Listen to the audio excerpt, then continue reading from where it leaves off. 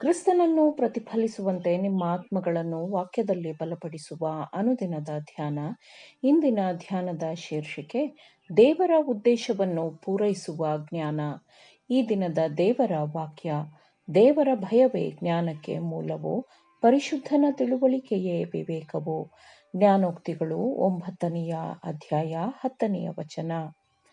ಮನಸ್ಸು, ಆತ್ಮ ಮತ್ತು ದೇಹ ಎಲ್ಲದರಲ್ಲಿಯೂ ಮನುಷ್ಯರು ಹೊಂದಿರುವ ಸಾಮರ್ಥ್ಯಗಳೆಲ್ಲವೂ ದೇವರು ಅವರಿಗೆ ಕೊಟ್ಟಿರುವ ಸಾಮರ್ಥ್ಯಗಳಾಗಿವೆ.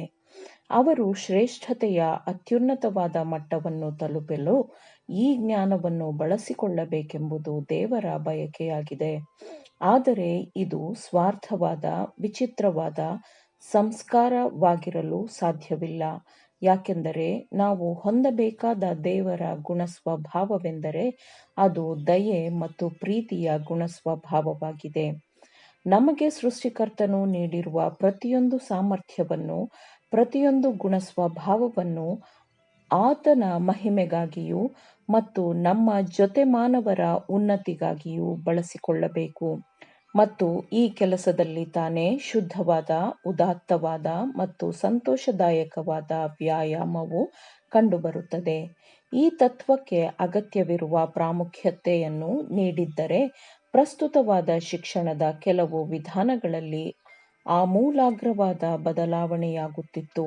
ಶ್ರೇಷ್ಠತೆಯ ಉದ್ದೇಶವನ್ನು ಹುಟ್ಟುಹಾಕಲು ಅಹಂಕಾರ, ಸ್ವಾರ್ಥ, ಮಹತ್ವಾಕಾಂಕ್ಷೆಗಳಿಗೆ ಮತ್ತು ಪೈಪೋಟಿ, ಸ್ಪರ್ಧೆ ಇವುಗಳನ್ನು ಉತ್ತೇಜಿಸುವ ಬದಲು ಒಳ್ಳೆಯತನ, ಸತ್ಯ ಮತ್ತು ಸುಂದರತೆಯನ್ನು ಜಾಗೃತಗೊಳಿಸಲು ಶಿಕ್ಷಕರು ಪ್ರಯತ್ನಿಸಬೇಕು.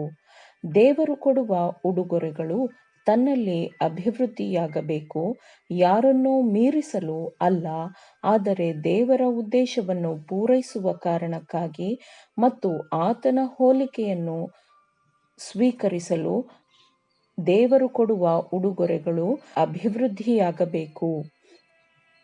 ಲೌಕಿಕ ಮಾನದಂಡಗಳು, ಸ್ವಾರ್ಥ, ಉನ್ನತೀಕರಣದ ದುರಾಸೆ ಇವು ಮಾನವನ ಸ್ವಂತ ಆತ್ಮವನ್ನು ಕುಬ್ಜಗೊಳಿಸುತ್ತದೆ ಮತ್ತು ಅವನನ್ನು ಕೀಳು ಮಾಡುವ ಕಾರಣ ಅವುಗಳ ಕಡೆಗೆ ಪ್ರೇರೇಪಿಸಲ್ಪಡುವ ಬದಲು ಆತ್ಮದ ಮನಸ್ಸನ್ನು ಸೃಷ್ಟಿಕರ್ತನ ಬಗ್ಗೆ ತಿಳಿದುಕೊಳ್ಳುವ ಹಾಗೆ, ಆತನ ಹಾಗೆಯೇ ಆಗುವ ಹಾಗೆ ಅವನ ಕಡೆಗೆ ತಿರುಗಿಸಲ್ಪಡಬೇಕು.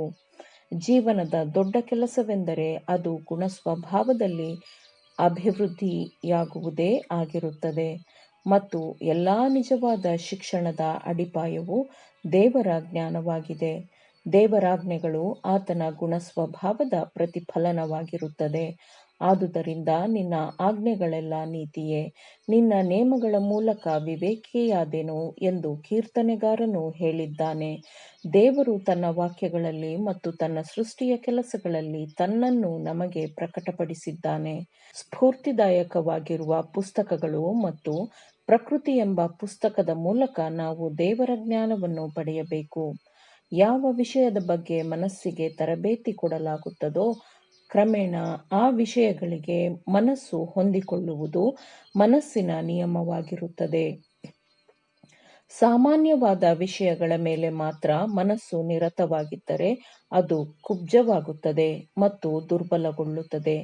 ಕಷ್ಟದ ಸಮಸ್ಯೆಗಳೊಂದಿಗೆ ಹೋರಾಡಲು ಮನಸ್ಸನ್ನು ಶಿಕ್ಷಣಕ್ಕೊಳಪಡಿಸದಿದ್ದರೆ ಕೆಲ ಸಮಯದ ಅಥವಾ ಕೆಲ ಕಾಲದ ನಂತರ ಅದು ಬೆಳವಣಿಗೆಯ ಶಕ್ತಿಯನ್ನು ಕಳೆದುಕೊಳ್ಳುತ್ತದೆ.